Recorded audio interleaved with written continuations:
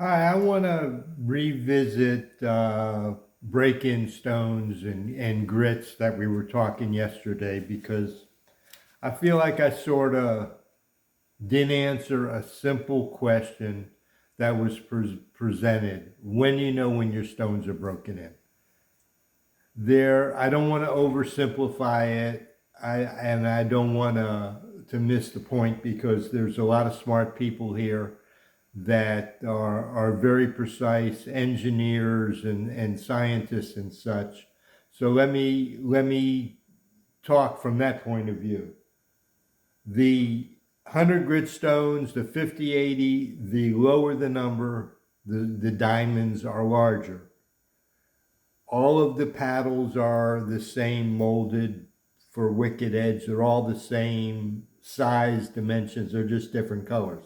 All these metal plates they use are the same. The difference is the grits that are electrically plated, electro-coated, plated onto these stones. The lower the grit number, the larger the stone. So this 100 grit, 200 grit stone, new, has a thickness. This 400, 600 new has a thickness. These are smaller diamonds, so they are less thick than these. You science guys, there probably is, and this is why I wanted to go back. There's a way to quantify when stones are broken in. You measure it when it's new with a caliper or however you choose to do it. If you're that guy that wants to quantify things for your own edification, measure it, use it when it appears to you that it's broken in, when you can work with where that stone is after using it, after sloughing off that excess diamond, the heavy diamond that's not at the base.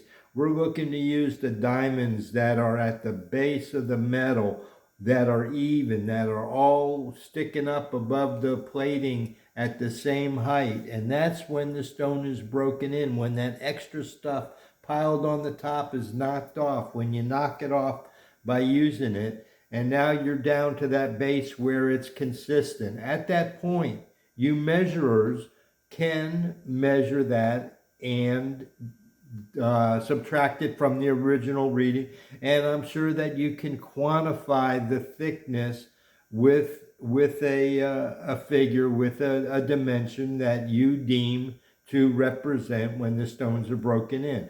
So I didn't want to be so simplistic yesterday saying that the stones are broken in when you like them. That's the truth, but there's probably a way to quantify it, and I wanted to let you know. Using the grits on the same subject matter, the 100 grit, the 50 grit, the 80, the larger stones, they stick up higher. When you use them on your steel, they cut a deeper groove.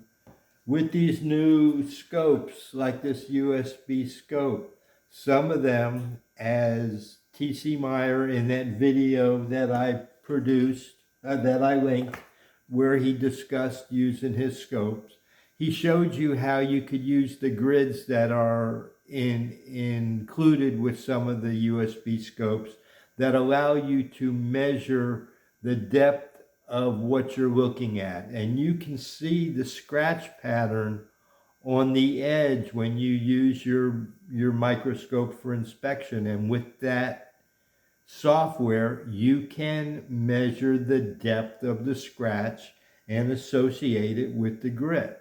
So for you guys that are engineers, you can get really down in the rabbit hole on this stuff and measure it and quantify it and associate a depth of the groove with the break-in period. So I didn't want to oversimplify it yesterday and say it's broken in when it looks broken in, because you can quantify it. But the bottom line is that it's an art to sharpening and using these stones, and the aesthetic, the appearance, how that edge looks, besides the physical characteristic, how keen that apex is and how smooth it is and how sharp, those are all together. Some of it is physical and aesthetics and how it looks, and other is physical and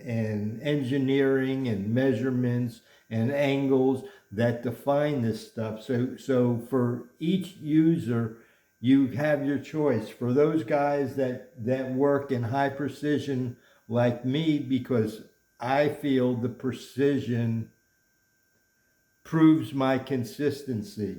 A measurement that's to 0.01 degree is very accurate, and that means if I'm setting everything to that accuracy, I'm working to that level of precision consistently.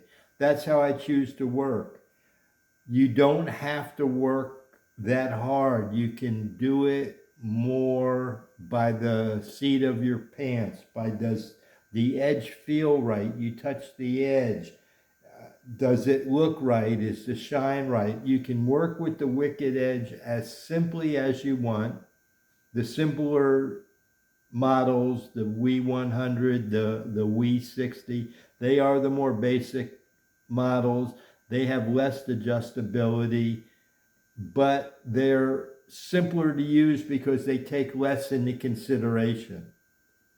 The more expensive, more precise models are for those of us who are more particular and feel that working at that level of measured precision helps us to do what we're trying to do better.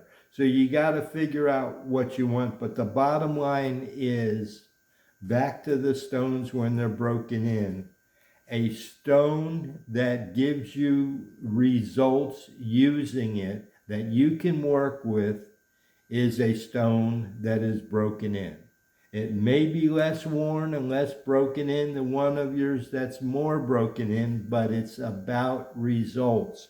When I sharpen a knife, it's a result-driven thing. It doesn't matter if I measure the thickness of this stone and quantify it as broken in, deem it broken in because it reached that thickness, or just that it looks good and it's got the shine. You have to find that balance.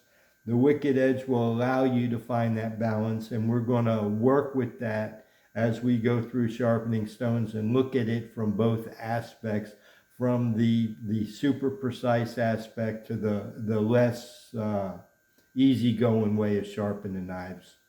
Thanks.